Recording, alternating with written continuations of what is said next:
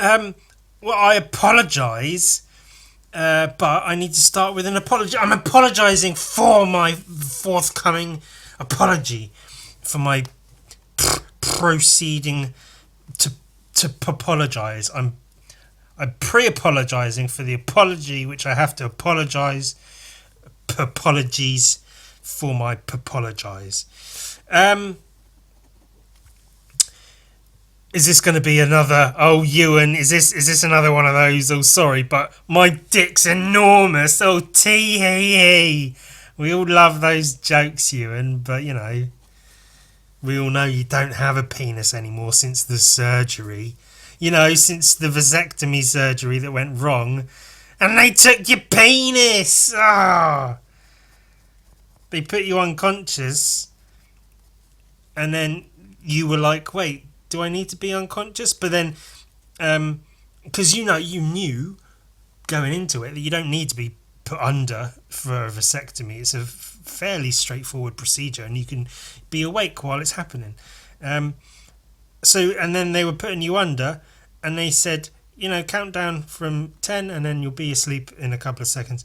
And you said, wait, do I need to be unconscious? But you didn't even get the word unconscious out of your mouth before you were unconscious. And then when you were unconscious, not only did they snip your balls and stop you from being able to have kids, which, is not a bad thing because that was the whole point of you being there in the first place, but they also took your penis. Ewan, shit. Can't believe they did that. You should sue. But we all know you're not going to do that. You can barely leave the house to buy groceries. You're not going to put in the effort to sue a fucking hospital for stealing your penis, are you, Ewan? That's really not even remotely close to where I was planning on going with any and or all of this. An apology. My somewhat legitimate apology is actually relating to comics. See, okay, so basically, I apologise because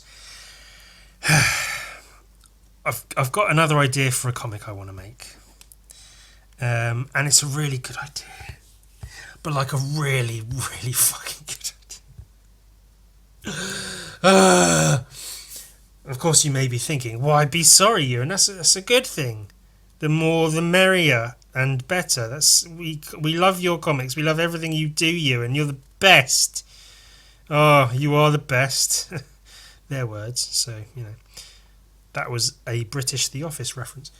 Thing is, I apologise because every time I come up with another idea for a comic I want to make, my desire to make all the previous comics fucks off out the window completely.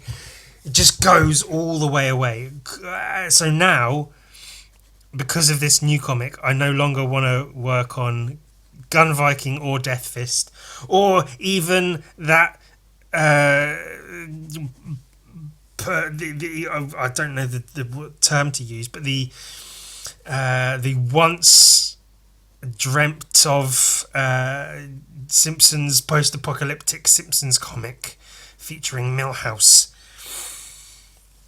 I don't want to do any of that shit anymore because now I just want to work on this new one. Can you tell what my new one's about? By probably the thumbnail for this video, but also by what I'm drawing currently. It's about cowboys. Ah, yes, cowboys. Which is funny because obviously I've gone on and on and on and on and on about, I fucking love Deadwood, I fucking love Red Dead Redemption, I fucking love the assassination of Jesse James by Howard Robert Ford is my favourite film. Have I ever told you about how much I love the assassination of Jesse James by Howard Robert Ford? It's my favourite film. Did you know that it's my favourite film? Have I ever told you how the assassination of Jesse James by the coward Robert Ford is my favourite film? Have I told you that? Have I? Huh?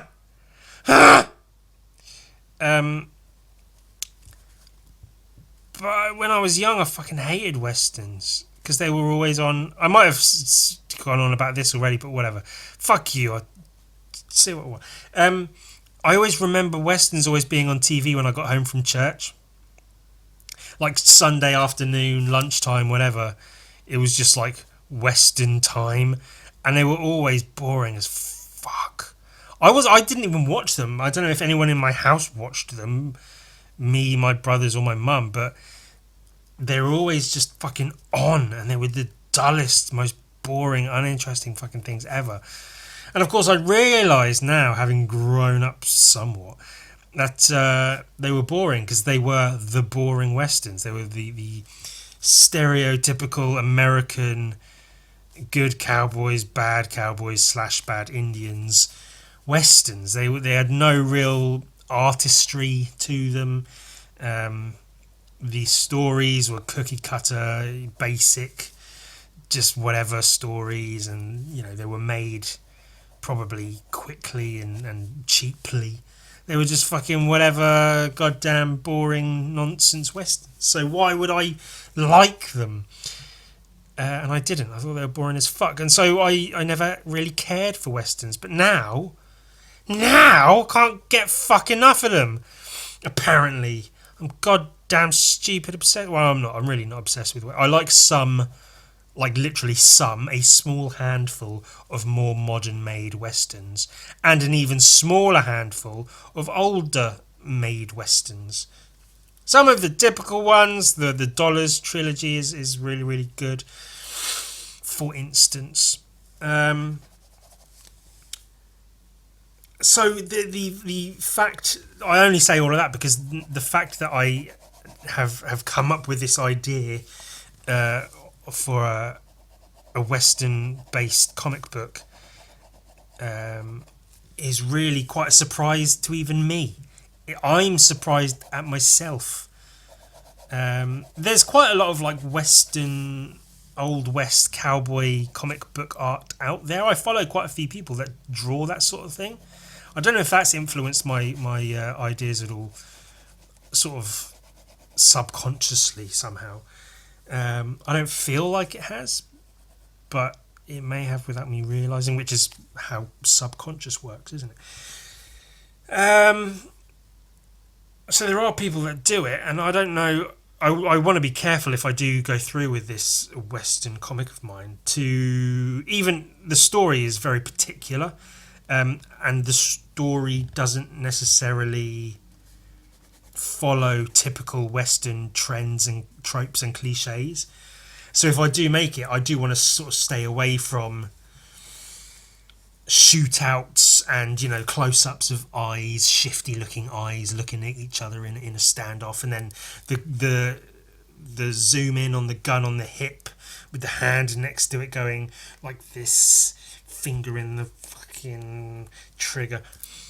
It'll be, well, maybe not a really like me Western, but it'll be a Western comic made by me, so it will have ewanisms. I don't know whatever the fuck that means. It just means it'll be really fucking good, obviously. No, my point is, so basically, the thing is,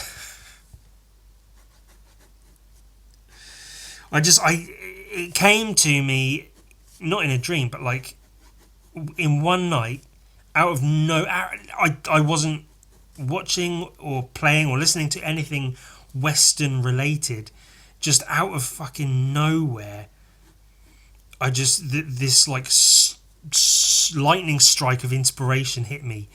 Of Bounty Hunter comic, Bounty Hunter. I've got to do a Bounty Hunter comic, and then the entire story. Because that was my first thought, was Bounty Hunter comic. I've got to do a Bounty Hunter comic. And then my next thought was, I need a story. I can't, if I want to do a Bounty Hunter comic, I can't just do comic of guy going and hunting bounties again and again. Like, it needs a story. And then pretty much the entire story rushed into my head right away. I wrote 10 pages of notes. I got like 10 or 11 pages of notes in this little book. These are my pages of notes for this book, for this comic story that I want to do. it's thorough, and the story. And this is something I've never done for a comic before. Even those pages of notes, that's more literally like writing rather, than I've ever done for any comic I've made. I've never written that much like before making a comic. It's always just been like maybe a couple of notes, a couple of basic ideas of what's going to go on in whatever pages, and then I just draw the thing. So to have notes written like that is already quite a vast change from my usual mode of operations for making a comic. So that's that. I'm just trying to give you some idea of where my head's at with this new book I want to make, because I think I'm obsessed with it. I can't. It's been in my head for almost a full week, and I have not been able to stop thinking about it. Earlier today, so I went to the post office today. I bought some new jeans, and they're comfortable. It's difficult to find jeans that fit when you put on so much fucking weight. But I almost walked out into traffic on my way to the post office because I was listening to music. I wasn't really. Well, I had music playing. I wasn't really listening to it. It was just on. Because my mind was completely on this story that I want to make, and like working out certain dialogue things and story elements and stuff, and just sort of refining. Because I mean, all the story, the basics of the story is all in my head, but I'm still refining parts of dialogue and elements of the story and stuff. I'm still refining it, you know. So I was walking completely on autopilot. And I just walked out, I like took 2 steps into the road and then heard a bus coming, and I was like, oh fuck, I'm in the road. And took 2 steps back, and I was like, Jesus. I could have just got hit by a fucking bus because I was just thinking about this goddamn comic. Alright, so the basics of this book is there is a bounty hunter who's like a lawful good man of God bounty hunter. He doesn't usually hunt big bounties. He usually goes for the smaller ones because that's about all he can manage. But he needs a large sum of money in a short space of time. There happens to be a bounty out for this particular bandit that is more than the money he needs. So he goes off to get it. The story starts, he's already caught the guy. So something's worked out in his favour. He's got the guy. The story is him, and the bounty has to be taken alive. That's one of the things. He only gets that money if the bounty is taken alive, because he needs to be like taken to justice or whatever. So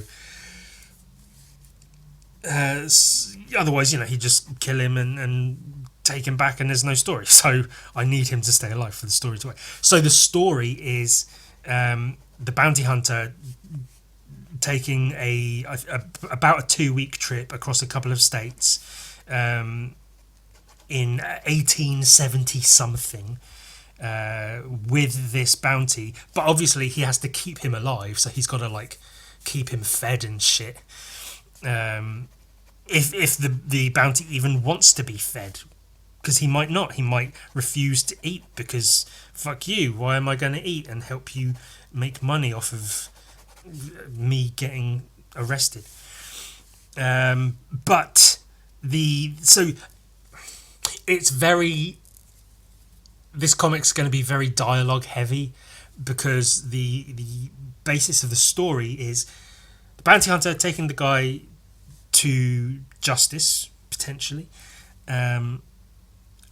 and then them talking along the way, and sort of they're spending 2 full weeks together in each other's company completely for the 2 weeks. So they end up talking a lot and sort of learning about each other, and maybe forming some kind of bond, and sort of becoming, each one of them becoming more aware of the other one's position and where they stand and how they got into what they're doing, being either banditry or bounty hunting. And it goes into, they sort of have moments to talk about their past and where they came from, and maybe they learn that they've got quite a few things in common and that they're not so different after all. There's going to be a lot in it about God and religion, because the bounty hunter, in my notes, I've labelled them Hunter and Bounty, which I figure makes sense, and that might just be their names throughout the book. I'm not sure. I don't think I'll mention their names, or there might be one occasion where I mention the bounty hunter's name later on in the story, but for the most part, their names don't need to be brought up, I don't think. So the bounty hunter, the hunter is religious, God-fearing man, has been all his life and still is to this day. The bounty, the bandit. I have actually thought of a name for him as well, but I won't spoil that. He's an atheist, not necessarily atheist, but certainly does not believe in a god, and has his reasons for why he doesn't believe that there can be a god. So the two don't necessarily argue, but certainly have some kind of discussions about that as a subject, about God and not God. During their time together, there's going to be cannibals in the story. Maybe they'll come across some cannibals. There'll be bandits. They might get into a couple of scrapes with some various kinds of people. Maybe the bandits' old gang show up to try to get him back. And maybe the hunter, he has a recently pregnant wife who wants him to get out of bounty hunting because she's worried that now they've got a kid on the way. If he goes off to hunt a bounty one day and just doesn't come back, if something terrible happens, then the kid grows up without a dad. So she wants him to stop and lead an honest, hard-working life. And the hunter, it's his wife. He loves her, so he says, "Okay, we'll work it out." Then, and not all of this will be told directly in the story. It'll be told in parts throughout, so you'll sort of gather all of this information. It won't be, there won't be big contextual dumps. What's the I forget the term, but when they just fucking exposition. There won't be loads of large exposition dumps telling you every aspect of what's happening, but you will be able to gather that there's a store owner, like the owner of like a hardware store or something, who's looking to retire and sell his shop. And so he tells the hunter, if you can get me this amount of money by this date, then you can have my old hardware store and it'll be your business to run. So he's like, oh, that's quite a lot of money. I'll see what I can do. Then, of course, he sees the wanted poster for this bandit, and it's more money than he needs, but that includes the money that he needs. So he figures, okay, right, this one last job, one last bounty. It's a bit of a bigger one than I'm used to, but see what I can do. It has to be taken alive. He finds the bandit. He catches him, and he's taking him across a couple of states, and he's got I think he's got about 3 weeks or so. Yeah, so it's 2 weeks traveling with the guy to the sheriff jail, wherever it is, and then it'll be another week's travel with the money back to the place to buy the shop, and then it'll all be happily ever after. But that's the plan, of course. However, it's unlikely that things will go according to that plan, because otherwise there's not really any interesting story, is there? I'm really, like I say, I've not been able to get this off my mind. It is all I've been able to think about, because it's going to be really fucking good. There's going to be a lot of like I say, like a lot of dialogue, a lot of talking. It's the story's going to be told through um, the bounty and the hunter talking to each other and sort of not necessarily becoming friends, but just yeah, sort of learning and understanding more about each other and talking during their journey. Um, a lot of that will be based around religion and stuff. And I realised, I thought of this the other day, how I was saying how like gun Viking relates to my sort of childhood trauma and stuff. Flesh Bob is my horrible, murderous thoughts. The Pink Man is, my loneliness and depression. And this Western comic is obviously trying to make heads and tails of my religious background or my religious upbringing, not my religious background. But I was deep into the religion. I had priestly powers. I had the given powers given by God to baptize people, like to hold them underwater and don't let them up. Fucking drown the kids. I had the authority within the church that I was a part of to baptize people. Like I could do that. I was not a priest necessarily. I was a type of a priest. They have what's called the Melchizedek priesthood that I was given. That was ordained. I was ordained with that, so I had authority to baptize people, that's just a sign of like how deep into the church I was. It wasn't just like I went to church on Sundays. It was like, no, I was fucking in it. And so I think this is evidently not necessarily trying to, but it's obviously my mind making some kind of sense out of that that whole bloody GD thing, which it'll be interesting for me to explore. I plan to use Bible quotes and stuff. I don't want to get too. I had a few ideas of like, I could use that. The Samuel L. Jackson quote in Pulp Fiction with the whatever it is about the Lord striking his righteous vengeance upon him or whatever. But then I realised that's one thing I really don't want to do with this comic is make it full of cliches and references. I don't want to be like, hey, remember this from this Western film? Remember that from this thing? Hey, they used this Bible quote in Pulp Fiction. Remember that? I really, really want to stay away from that. So I don't want to have standoffs and shootouts and brawls in saloons and all the stereotypical shit you see in westerns. I really want to do my best to stay away from all of that. It's going to be a lot of landscapes, and I plan to draw them to have some really nice looking landscapes. I guess I can give away at least one little bit. There'll be a moment where the hunter is sat reading his Bible while he's got the bounty tied up next to him, hands and feet tied and giving him some food or whatever. And he's there by the campfire reading his little Bible. And then the bandit, the bounty, asks him if he's a man of God. And he says, well, yeah, of course. And then that's what will open up the discussion about God and religion and such.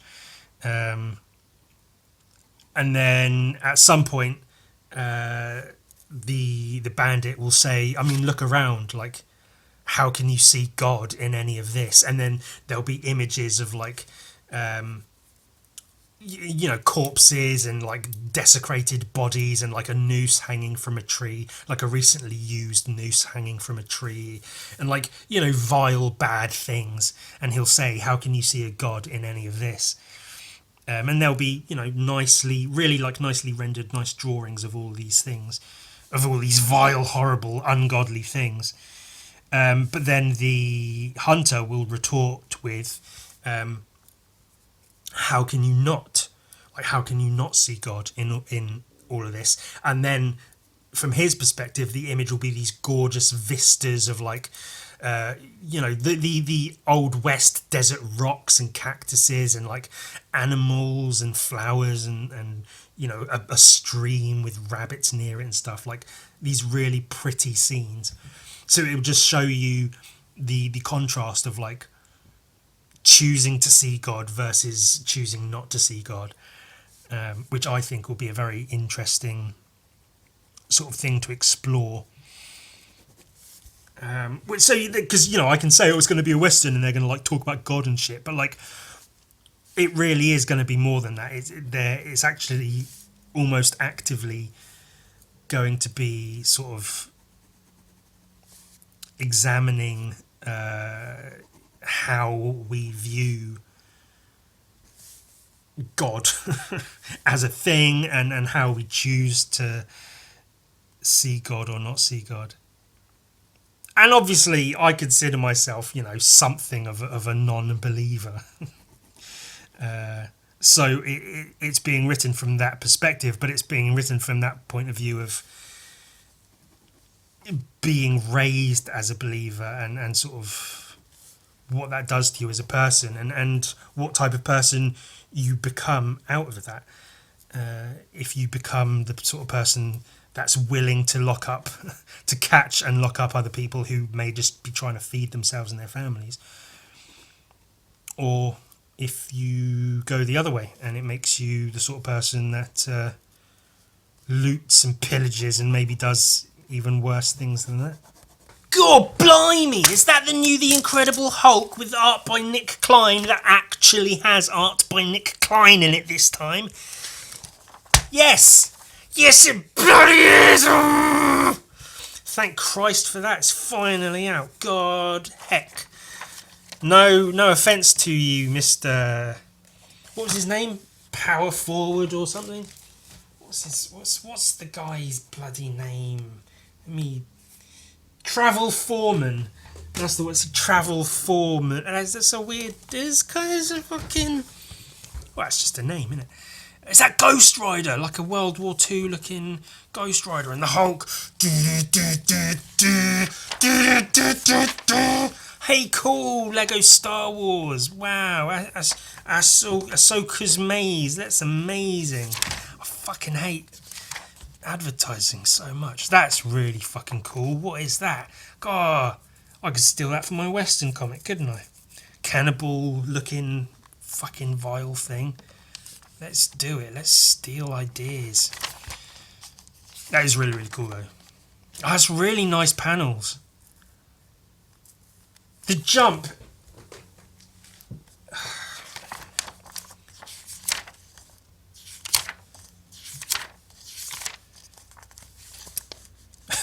I mean, it's universes apart. It's not even fair to like compare them. I'm like 2 pages in and already it's just like oof, and then you see this and it's like, oh boy, that's some fucking yeah, give me more of that shit. Everything about it just looks better. The inking looks more sort of solid and tasty. That arm's really fucking nice in the dust, in the poom, the lettering fading into the some good shit, man. Some real good shit. And that's the that's the lass from the thing and the thing and the thing. She's got the Hulk toy thing on her bag. It's a smaller one than it is there. She's obviously got here. You can see she's got like a fucked up face. There's not really any sign of that here. She just has her hair over her eye. Yeah, I mean, good on Travel Foreman for getting his art in a comic alongside Nick Klein in a Hulk comic.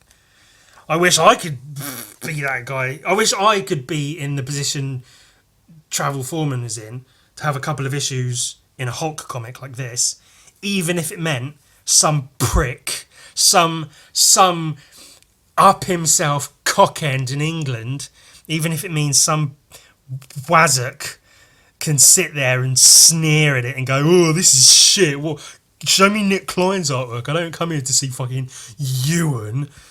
I don't come here to see his stupid fuck. Is this all drawn with ballpoint pen? Why doesn't he ink properly? What a cock. Even if it meant being ridiculed and insulted in such a way, I'd still be proud to have my art in a couple of issues of a comic like that. What's going on here? That's fine. I'm headed out. Shake's got grip tonight. Okay. Put the cans out on the curb when you get home, please. Might be late. Paul asked about bowling after. You mind waiting to watch Colour Crew with me? Oh, sure. Sure. I can wait. Kisses her on the head. And then he's obviously... so the guy is saying goodnight to his wife as he's going off out. And then he has mental images of just fucking tearing into her with a kitchen knife. That's really quite a well-drawn thing, because you can picture that as a film, or like a filmed piece of the guy walking into the sitting room, saying hey to his wife, I'm off out, mwah, give her a kiss on the head, and then a quick like, queen, as the camera as the film sort of quick cut to a quick like, and then cut back to. Thanks, Shakes. Love you. And he leaves the house. And now he's in his car. And he's picturing running down this couple in front of him. Just brutally. Boom! Him under the car with his leg clearly snapped the wrong way. Her flying over the bonnet, clearly having cracked her head on the windscreen. My mind is quiet and still. And those in the rearview mirror, he's obviously under some kind of influence, some demonic influence. Is he going to do something bad?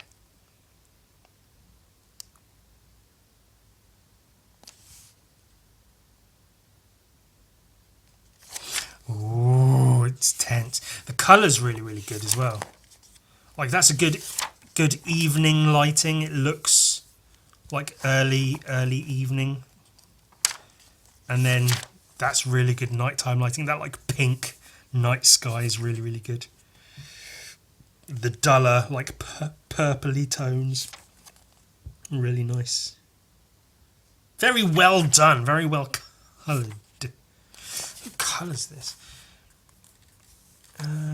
Colour artist Matthew Wilson. Was that the same colour artist in the other? Yeah, same colourist, but like... Oh yeah, you can see it's the same colourist, but I guess he's got more to work with when he's colouring Nick Klein's artwork. It looks way, way different though. If it's the same colourist, like, because yeah... What do you do when colouring this? Like, throw some quick digital colour in there and just be like, yeah, that'd do. Fucking whatever. But then when you get such gorgeous artwork like this, then it's like, nah, let's go all out. Let's get some good fucking colour in there. The bike's on fire! Oh my god! Oh, fuck yeah! Oh, that's what we like to see. AP, is that anything? Or is that supposed to be something else? Because there's cool, like, rip, kirch, script. Good sound effects in there. Ah! Oh, I like the sound, like, literally coming out of his mouth. Literally coming out of his mouth. But that's like, arp, rip, I don't know. Really cool. Like, I love that he has different. I don't know if it's every issue he's done. I'll have to look back through them if I can fucking find them in my stupid room. But different like mutation scenes in the different issues of the comics. It's not just rip out of his clothes and he's the Hulk. In one scene, he had like his arm grew big and then his teeth shot out and it was all weird. And in this one, his foot, his human skin is peeling away, literally. He's bursting out of his human flesh. the spine coming out, the chest like caving in before it rips outwards. I like the big Hulk foot there that's come out. His teeth are out, his face splitting open to make way for the Hulk as he bursts out and tears the human skin off. Boom! Slam! That's really, really cool. The Hulk. Never learned, Banner. Should have stayed away. That's really fucking cool. That's a gnarly fucking Hulk. Just a fucking bulbous thing. Just a shape. Just one big shape of Hulk. All the tendons and veins and muscles and shit. Double lighting is really, really nice. Somewhat reminiscent of the Pick comics. I like the reflection in the puddle. The colour of that as well is really, really good. And then that's a gorgeous little like shot of his eyes. Almost like a western. Wah, wah, wah.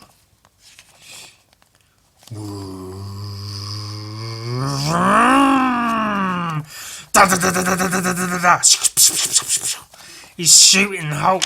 It's whoa! Jesus Christ! Look at that shit. How fucking cool is that?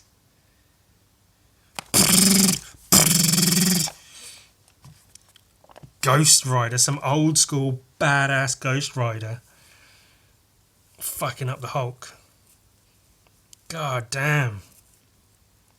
That's another one where, like, if you asked me to, like, if I had to draw that, if you gave me a couple of issues of the Hulk comic to draw while Nick Klein was off doing other shit, and this was like one of the descriptions of what has to happen, double page spread, Ghost Rider on his bike, bashing into the Hulk, riding up his torso and face, fire everywhere, shooting a gun at the same time, I'd be like, oh no.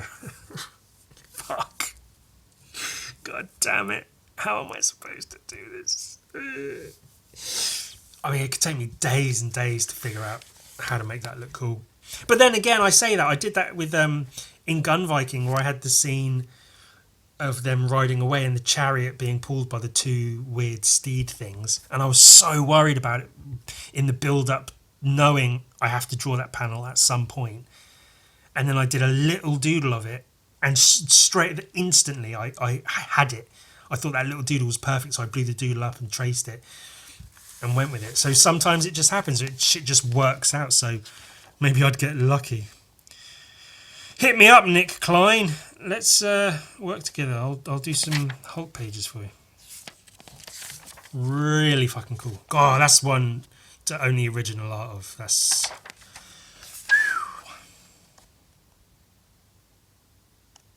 Say your prayers, ugly. You sleep in hell tonight.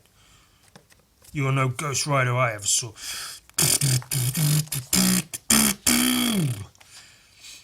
I guess next issue is going to be the standoff between this version of Ghost Rider.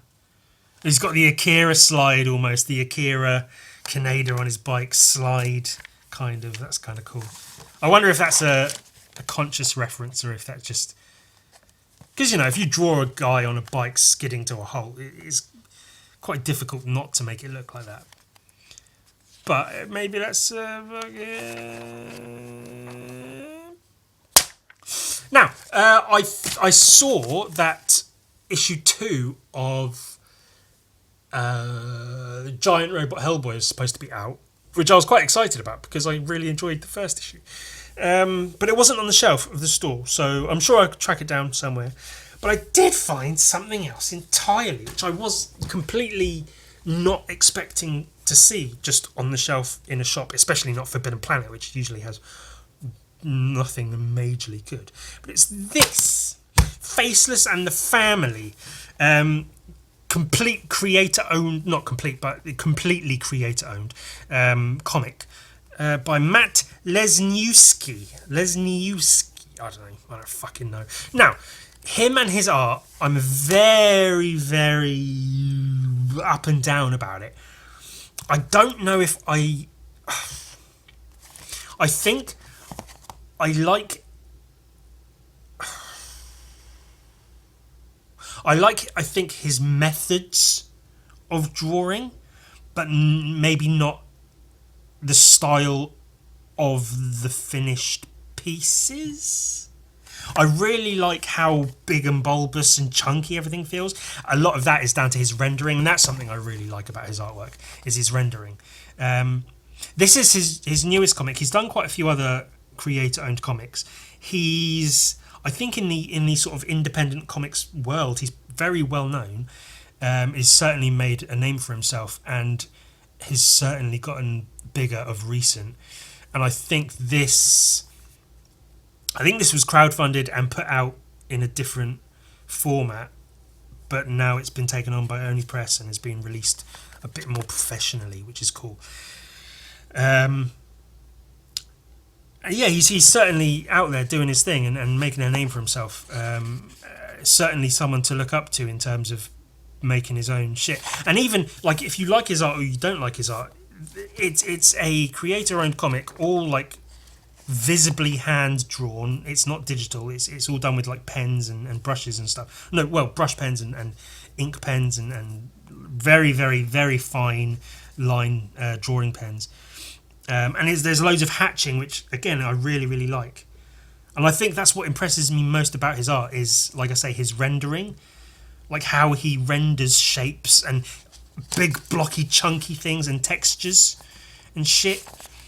So even in... And I do feel like almost every page is like one of those... Like, have you seen those drawing exercises where it's just like loads of cubes that all look the same, but then each one you're supposed to either render or colour in a different way. So, like, they'll all be labelled like wood, glass, metal, flesh, grass, snot, piss, ass, fucking pussy. And you've got to make each cube look like the thing it's labelled as. So you've got to use texture and colour and whatever so they don't all just look the same. And I feel like every page of his comics look like that. So you've got, like... His skin textures are quite defined. His wood textures are quite defined. His fabric texture is quite defined. He uses different types of hatching for different things. And his concrete looks very specific. And then, like, some things he doesn't render, like the rope, is drawn well, but it's not rendered, so it stands out. But yeah, really, really bold, really graphic artwork. I'm not too sure of the makeup of the story and stuff. There's a guy called Faceless who wears this really, really weird helmet, this pipe helmet with wires and stuff coming out, and it's really imaginative. There's a lot going on.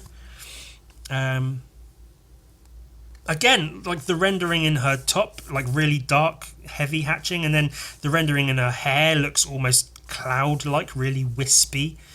The rendering on the skin with like a super, super, super fine line drawing pen, get this hatching in. And then like thicker outlines, and then the rendering on like her glove is really different, and her clothes. Or if you can see the creases in her clothes, it's like it's drawn with the hatching rendering like the underside of the curvature of it. Same with like Faceless's jacket. It looks big and puffy, but you can see he's using hatching to build the form of it, which is it's quite impressive how he does stuff like that. I like the big blocks of like broken concrete and stuff that he does. Again, with all these like different textures and different forms of hatching. And because I'm not sure I really dig the way he draws people and builds an image, but how he approaches like drawing and rendering is quite impressive to me. And ultimately, he draws his own comics and puts them out there as his own comics, and they're very noticeably his own comics, and that is hugely impressive to me. I love stuff like just big fucking shapes, all this like I guess concrete blocks and stuff. Even on the two different legs, different renderings, but they is very well defined.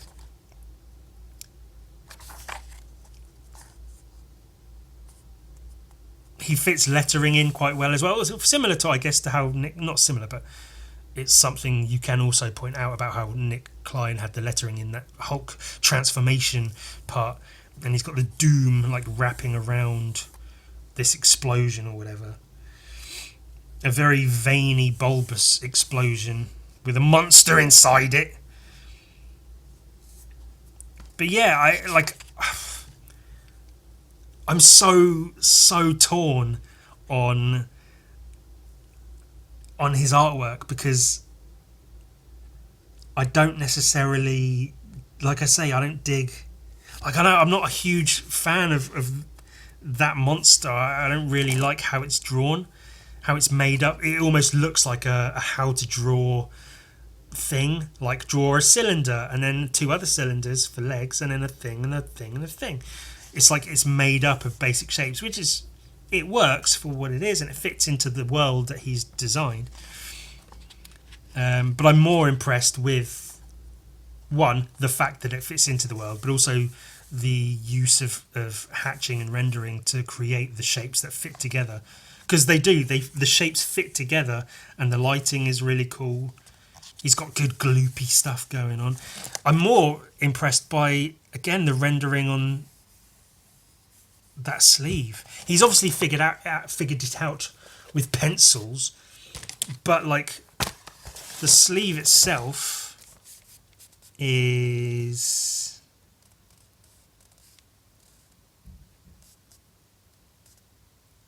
like that.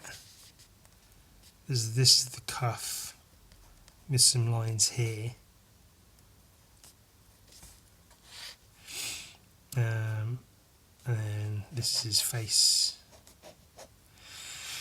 That's the actual shape of the sleeve, basically. But just with hatching, he's created all of these extra shapes going on. And that's really, really impressive. I'm sure he did, like, in pencil beforehand, figure it out, like, put the lines here and here and here, and maybe light boxed it so he could see where the lines needed to go, and then just did the hatching. That sort of would make sense, because that's just how every artist ever would do that. Well, most artists. But it's an impressive thing to see, and it gives a really good look to have the bold outline with the rendered interior of the sleeve. And then I'd be inclined to then do hatching on the hand and the tendons and stuff, and then on this bit and that bit.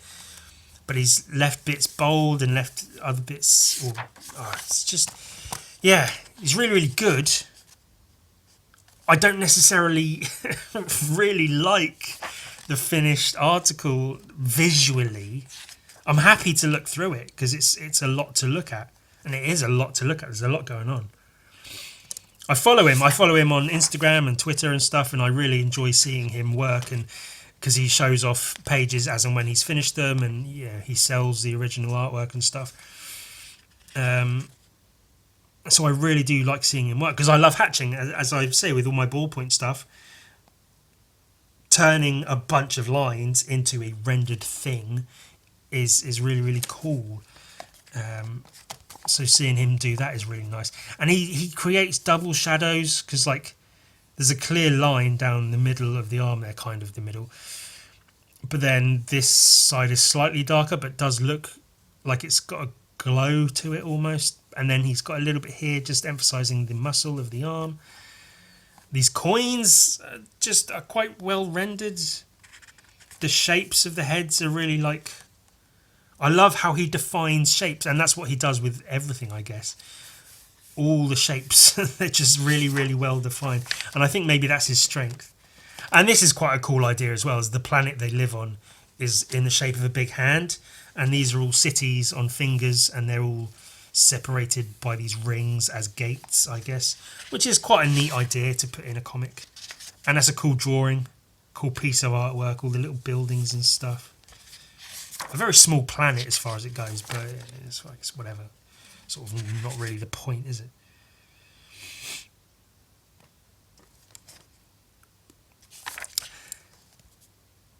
Yeah, I'm impressed with his methods, and yeah, like I say, rendering and hatching and the boldness of it all. And so I'm happy to have this comic and to have paid for it, and to I'll probably look through it quite a few times, because it's an impressive feat. If anyone ever is able to make and finish their own comic, then that's hugely impressive. But yeah, knowing that this is all, it's hand drawn, hand inked, hatchings. He's got stippling, dot work going on. There's bold bits, there's less bold bits, more rendered bits.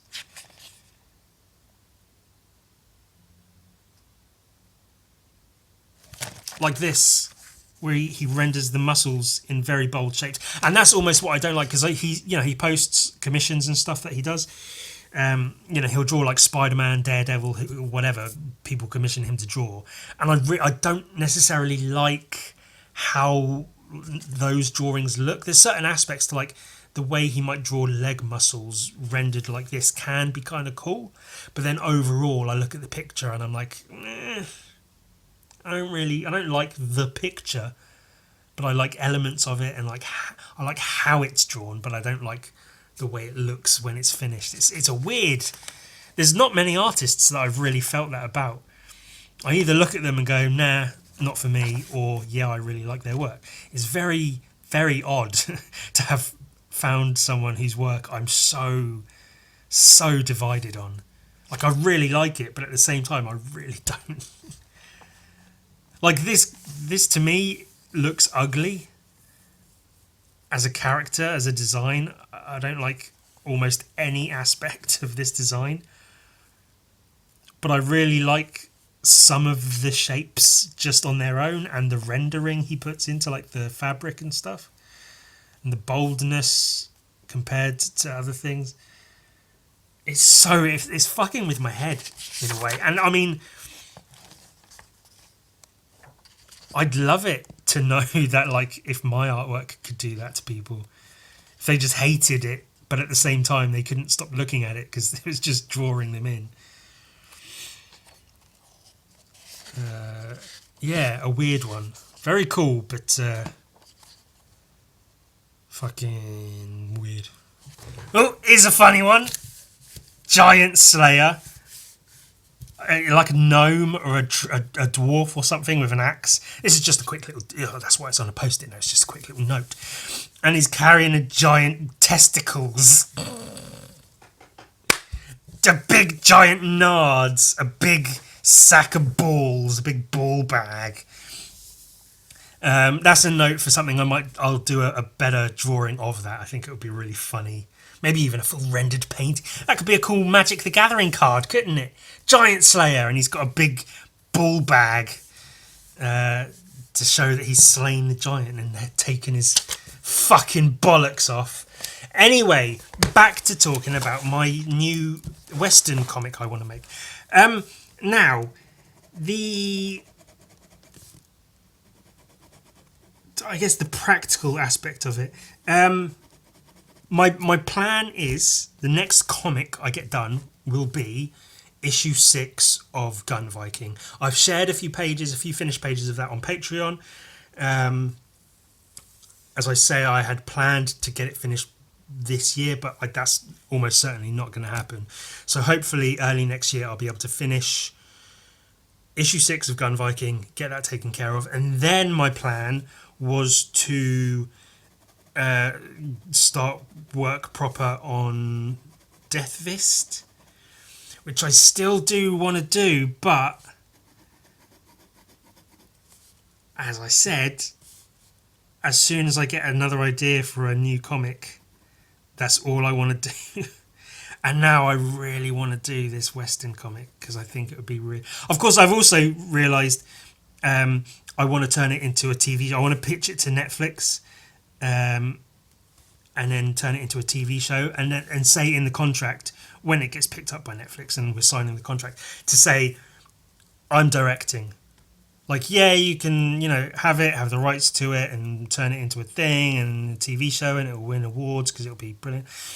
But I'm directing. It's going to be my comic, my TV show, and I'm directing it. It won't have a soundtrack. It's all just going to be ambient noise, and like, it'll be really, really cool. But I really, first, before all of that, that's just one of those wishful thinking things. I have been focusing on the story itself, and I really, like I say, it's not happened before that I've not been able to think about anything else with any other comic, even Gun Viking. Like, oh wow, I want to do Gun Viking. I want to get this page done and that page done, and then fill in the blanks with a bunch of other pages. Yeah, it'll look really cool. But then I've always been able to sort of think about other things while I'm not doing Gun Viking. Or even while I'm doing Gun Viking. But I've not had this be an issue before where I just cannot get it out of my fucking mind. And that's what I'm experiencing with this new comic, which I haven't yet thought of a name for. I thought of maybe calling it Bounty, but then that's a little bit...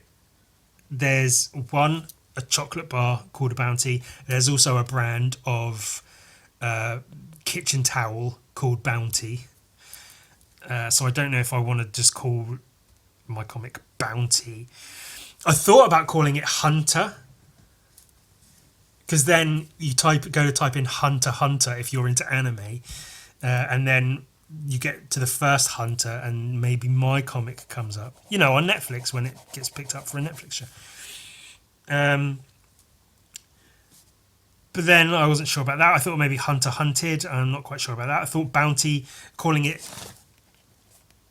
Bounty Hunter as two separate words. I wasn't sure about that. Maybe just call it Bounty Hunter, but then that's a bit basic. I thought about calling it maybe Hunter/Bounty or some... See, in my head, it's Bounty Hunter comic set in the Old West, and there's cowboys and hunting bounties and bandits, and I'm sure I'll come up with a better name. That's always been my struggle, is coming up with creative names. I mean, Gun Viking and Death Fist are cool names and all, but they leave a lot to be desired, maybe. So yeah, I'll come up with a better name for it. It's still... The whole thing is, still in the writing process. And that's something as well. I've never put anywhere near as much effort into writing a comic as I am apparently doing with this one. And that's another reason I'm so, I guess, eager to work on it, is because this is a new experience for me to actually literally to be experiencing myself writing a comic. And as I say, it will have a lot of dialogue, and there'll be a lot of actual story elements to it. And there's going to be twists and turns. It will jump back and forth a little bit in terms of showing things from the past and things, not in the future, but like things that may have happened in the past, but maybe didn't happen in the past. And it's going to be quite a lot to it. I think it could be really fucking good. I really want to at least start on it. So I'm thinking, even, Gun Viking, I can sort of just about manage, get an issue out, sell it, and it will kind of just about pay for itself, and it's fine. Death Fist, I'm a little bit about, because that's going to be a bit of a bigger comic. So I'm unsure of, costs and time to do it, because it will take a bit longer to do because there's more of it, and I don't know if I'm going to have time to just sit and work on it. So I've been trying to think, can I get something going on Patreon to help, do a Kickstarter maybe? I don't know. So now with this new one, I'm thinking similarly, it would be great if I could just spend fucking 6 months solid working on this book and get it out. And I think based on how I'm sort of putting it together and writing it in my head, I'm copying a drawing, a photo from a photo at the moment. I have no idea what this is. I guess it's just part of the saddle. I don't know. Um, it just looks like random shapes. I don't know what the fuck I'm doing.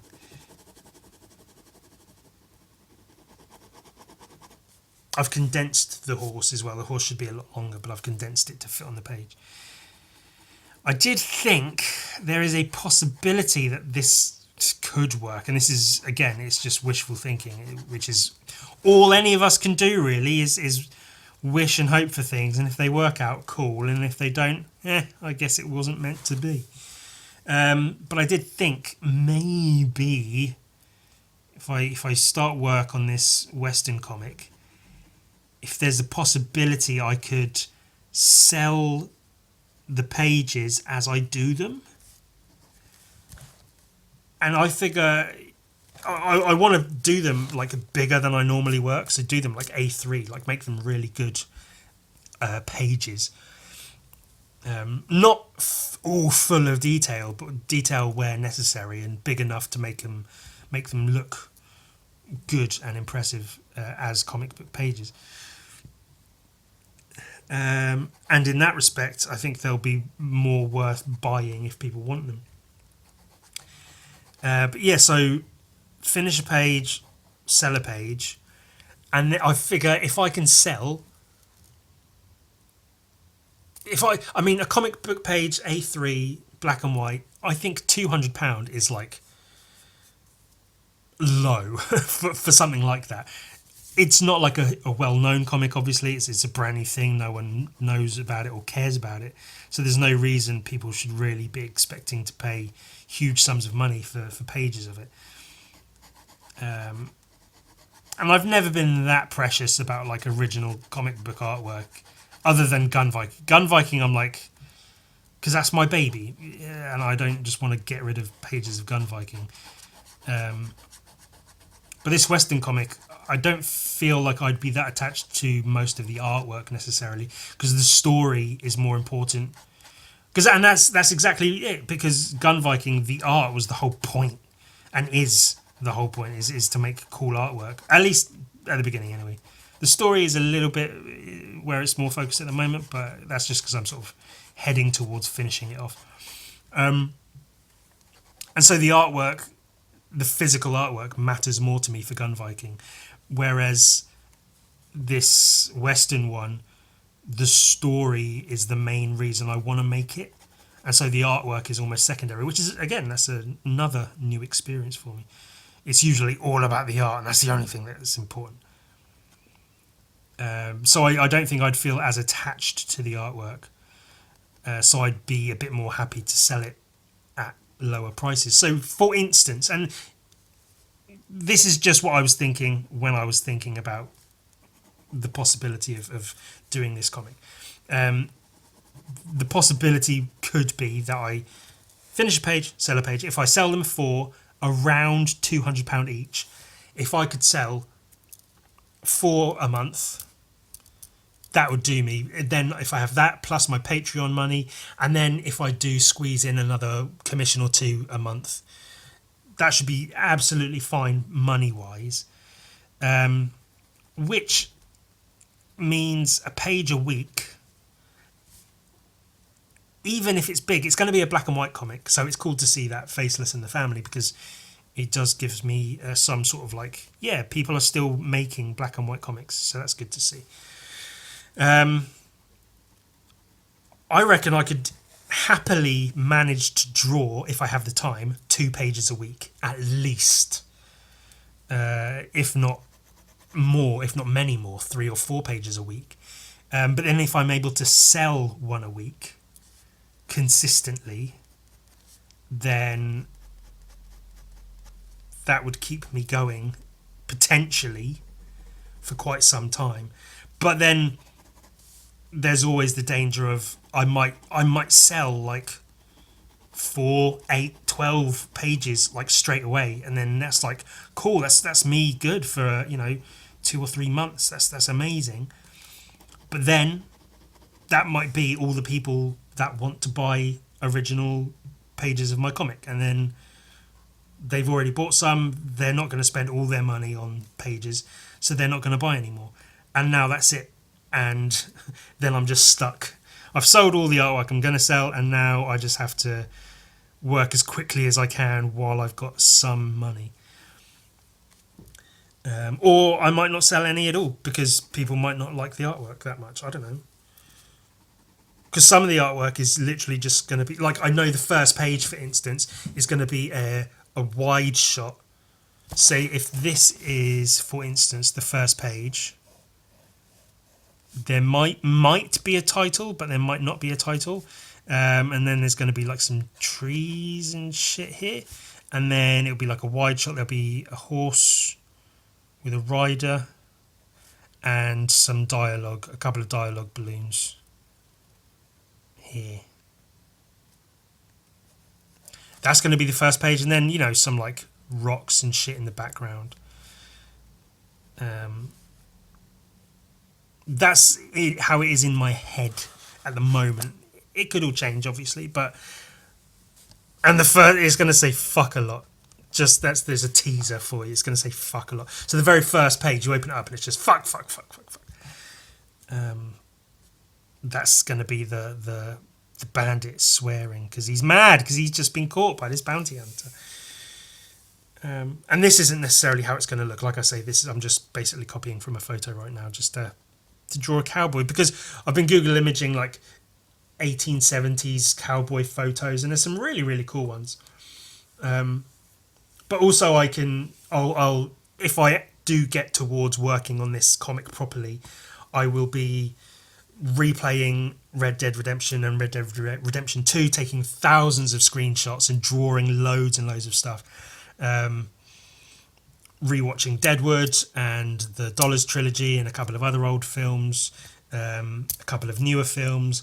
The Assassination of Jesse James by the Coward Robert Ford, of course. I've read most of the book that's based on. I might actually go back and give that a proper read through. But I want it to be really good visually, obviously. The art will still be important. But like if for instance, they're in a house, I want it, like Red Dead 2, they obviously put loads of research into how shit is supposed to look and what things they had in their homes at the time. I've seen a few videos where they go into detail, where the people who make these videos just look at the game of Red Dead 2 and sort of almost test how historically accurate it is, like down to the brands of beans and stuff. And yeah, Rockstar were evidently very, very thorough in their research. And so everything is about as true to life at the time that it can be. And that's sort of what I want to go for if I make this comic. So if there's a scene of people in a house, I want everything I draw in the house to really look how it would in the time of the time. So it would be lots of like historical reference photos I'll be looking at and stuff. I also want it to be really, really dirty. I think, you know, people think about olden times, cowboys and Vikings and stuff. They think, oh, back then everything was filthy and horrible. I'm sure it wasn't necessarily as filthy as people might think, but at the same time, I do like dirt. And I do want, like if I draw a close-up of someone's hands, I want them to look just filthy and dirty, fingernails and just cuts and stuff everywhere. I want people's clothes to look all like ragged and you know, moth-bitten and dirty and whatever. Flies everywhere. You know, just dirt and grime and stuff. I do want my comic to have a very sort of certain vibe to it.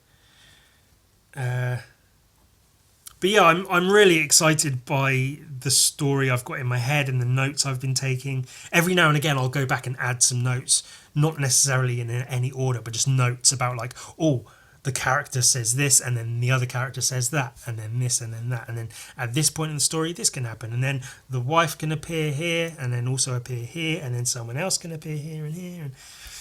And yeah, I'm really like it's an actual, like, I'm writing a book basically. It just happens to be a graphic novel because that's how I work. And it's not going to be, hundreds of pages. It's not going to be that big a story. The main point of the story is the content, not the scope of it. And I think in the way the way I'm figuring it out, I'm not trying to do it in like issues, but I think it could split fairly evenly into like 4, 5, or 6 separate issues. So that could be good as well. Is if I am able to start work on it next year, if I can put out like issue 1, sell it, bring in a bit more money to help me make issue 2, and then etc., etc. And then at the end, when I've got the whole thing, collect it. I'd like to take it. I was thinking, send it to Image Comics, obviously, send it to Dark Horse Comics, because maybe.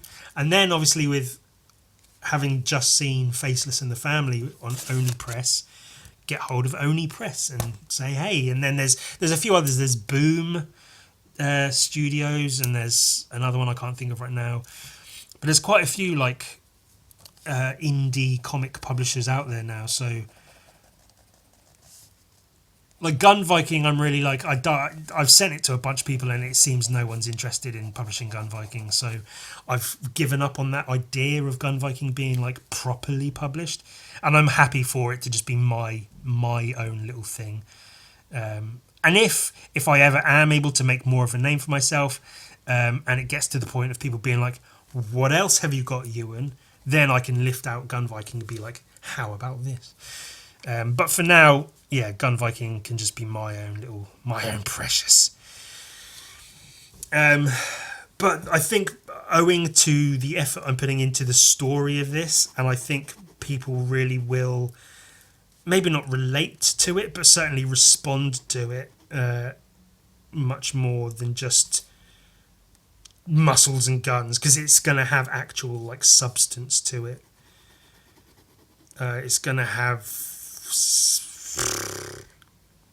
hopefully some drama and some tension, and like I say, some sort of fairly hefty discussions of life and death and afterlife and after death, darkness and light and stuff. Yeah, I mean, I don't know if I'm putting it across, but yeah, I'm really I've got this new idea, and it's a really fucking good idea, and I hope if you've listened this far that you're sort of picking up on the potential of the story I'm putting across, because I think it really does have real potential to like be something.